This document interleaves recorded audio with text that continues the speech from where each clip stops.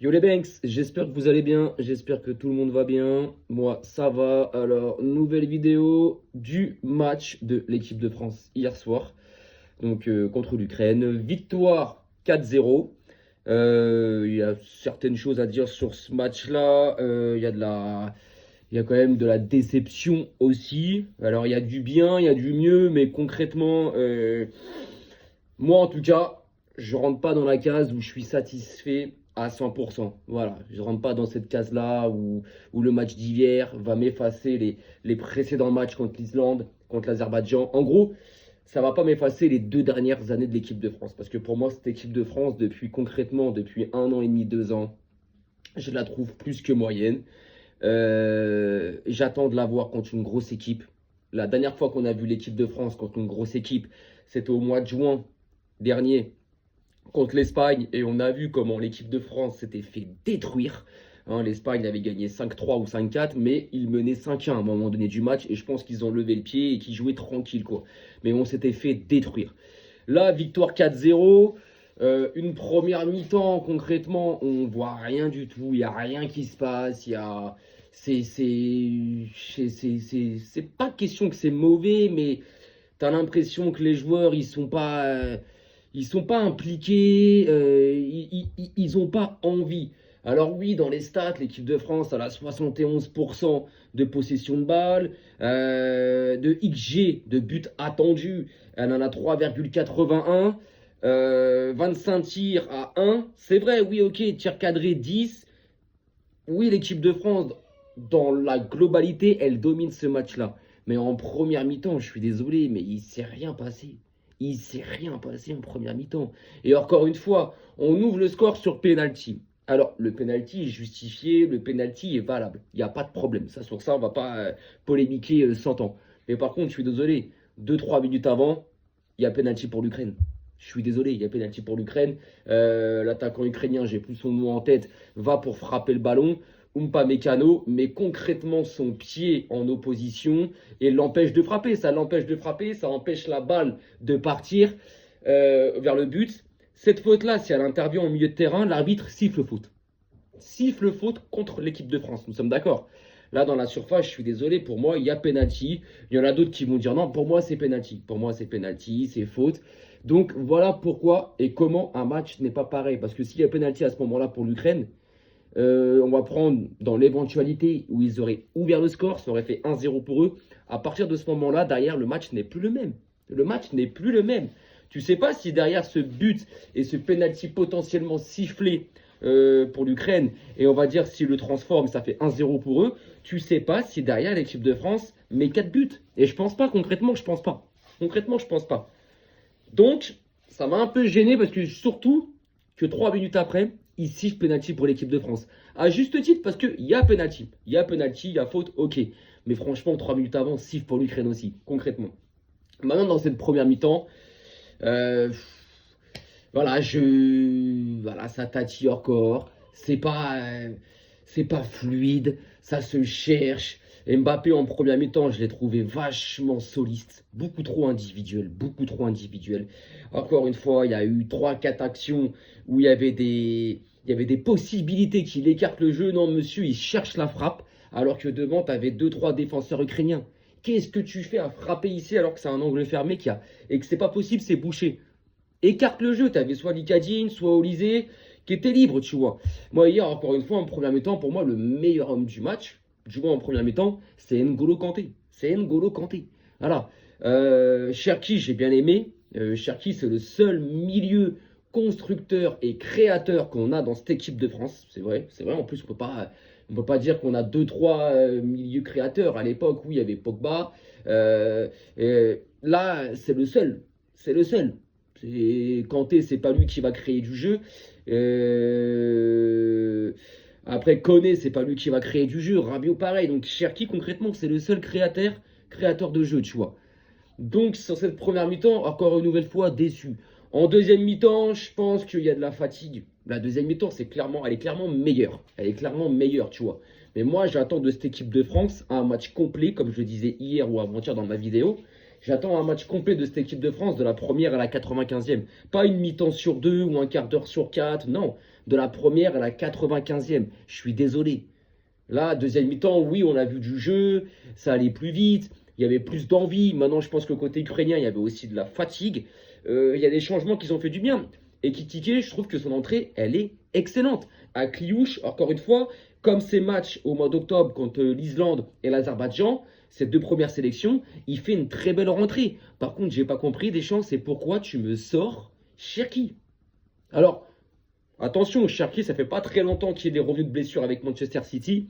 Peut-être qu'il a voulu le ménager aussi, je peux comprendre. Mais en deuxième mi-temps, oui, on voit plus de choses, il y a beaucoup plus de mouvements. Le pressing de l'équipe de France était mieux.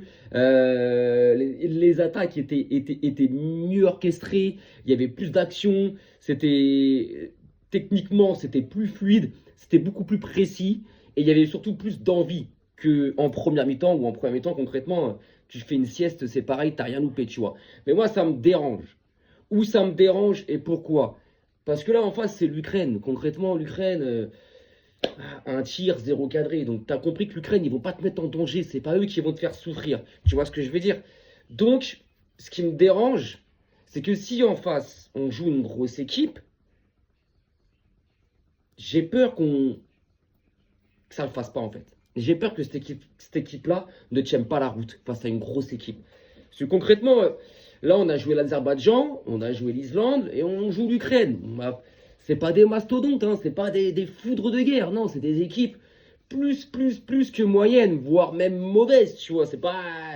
Voilà, tu joues ça, c'est pas catastrophique, c'est pas genre, waouh, c'est attention, exceptionnel, non. Mais justement, moi, tu te dis contre une grosse équipe, concrètement, moi, voilà, encore une fois, j'attends de voir cette équipe de France contre un gros morceau.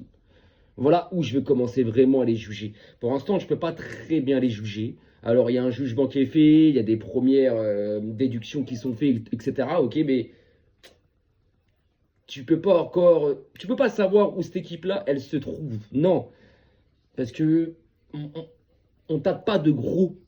Moi, j'aimerais bien que tu vois, de base, à ce qui paraît, il y a un match amical qui devrait être organisé, je crois, c'est courant mai, courant avril, contre le Brésil. Eh ben, je suis pressé. Parce qu'en moins, déjà, tu te dis, ok, c'est plus le Brésil d'avant. Même si le Brésil, depuis quelques temps, ça revient très bien.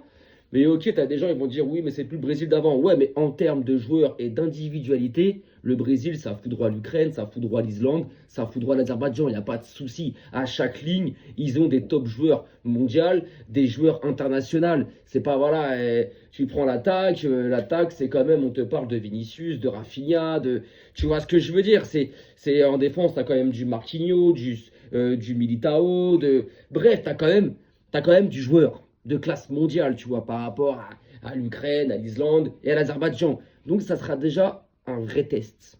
Un vrai test.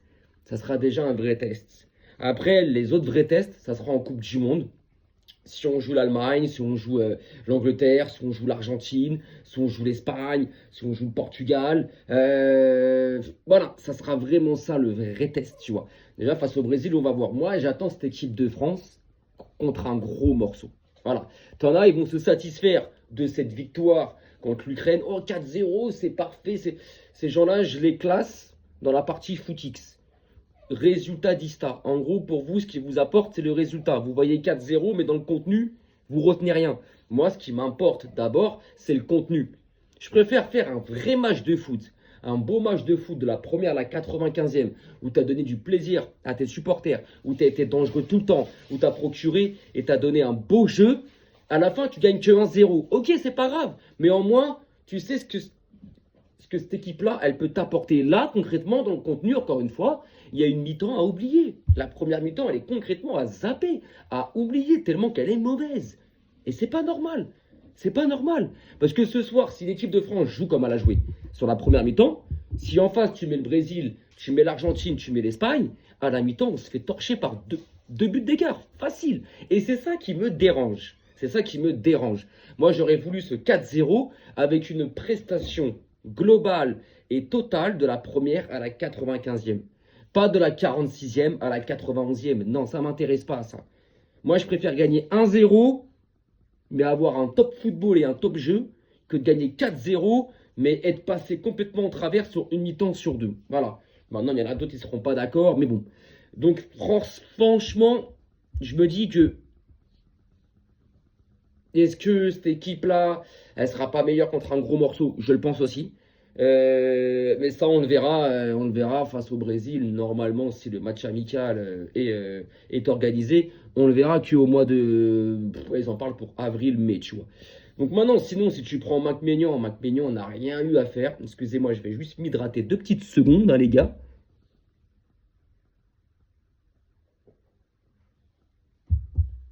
Maignan, donc, n'a rien eu à faire. Concrètement, Maignan, on peut pas le juger, on peut pas. Il a rien eu à faire. La défense française, hier, c'est pareil, elle a rien eu à faire. Que ça soit Saliba, Upamecano, euh, les seules petites interventions qu'ils ont eu à faire, ils ont réussi à la faire, tu vois. Donc, c'est pareil, on peut pas les juger sur un match comme ça. Koundé ou Lucas Digne sur leur côté, dans leur couloir, offensivement, ils ont apporté. Mais défensivement, ils ont pas eu grand-chose à faire, tu vois. Donc, encore une fois, c'est ça que je veux dire, c'est la défense française, on ne peut pas la juger. La défense française, il faudra la juger quand on jouera vraiment une équipe avec un milieu et une attaque genre alors, vénère, tu vois. Où ça veut nous rentrer dedans, où c'est technique, ça cavale, il y a de la vitesse, il y a du physique. Là, non, tu vois. Tu vois, moi, admettons, j'aimerais bien qu'on joue contre la Norvège. Voilà, parce que je peux dire que tu as Sørloth et Haaland en attaque. Saliba et Upamecano, déjà, tu vas voir qu'ils vont plus souffrir, tu vois. Le milieu de terrain, Kanté, Koné, Cherki, Kanté pour moi exceptionnel, hein, ce mec-là, son retour fait du bien à l'équipe de France. C'est Kanté, voilà, moi c'est mon gars, c'est un gars que je kiffe, c'est un joueur que je kiffe depuis toujours. Kanté, c'est le genre de mec, franchement c'est rare qu'il te déçoit. Koné, très bon encore une fois hier soir aussi.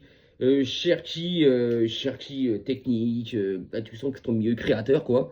Une fois après l'attaque, Barcola, Mbappé, Olysée.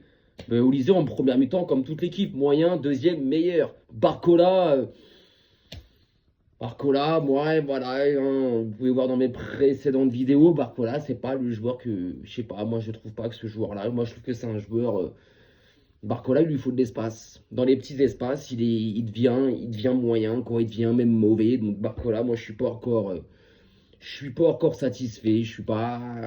C'est pas le joueur que j'aime, que j'apprécie. C'est pas le genre de footballeur que je kiffe, tu vois, parce qu'il lui faut de l'espace. S'il a pas d'espace, tu le vois pas, et ça, j'aime pas trop. Mbappé, une première mi-temps, comme j'ai dit tout à l'heure, soliste et individualiste.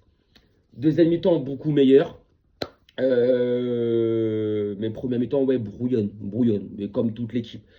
Donc voilà, sur ce match-là, concrètement, victoire 4-0, mais bon, en face, voilà, il n'y avait pas d'adversité en face, il n'y avait rien, quoi. C'est plus nous, en première mi-temps, qu'on se complique la vie que les Ukrainiens, tu vois. Donc dans l'ensemble du match, voilà, moi, j'attends de cette équipe de France une prestation globale de la première à la 95e minute de jeu et contre un gros morceau.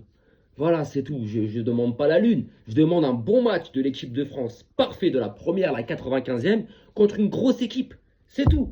Je veux pas un 4-0 contre l'Ukraine, mais avec une première mi-temps dégueulasse. Non, ça m'intéresse pas. Parce que ce soir, tu fais le même match. Tu fais la même première mi-temps que tu as proposé hier face à l'Ukraine. Tu l'as fait face à l'Espagne, face à l'Allemagne, face à l'Angleterre. Tu rentres à la mi-temps, tu es mené 2-0, et j'en suis sûr.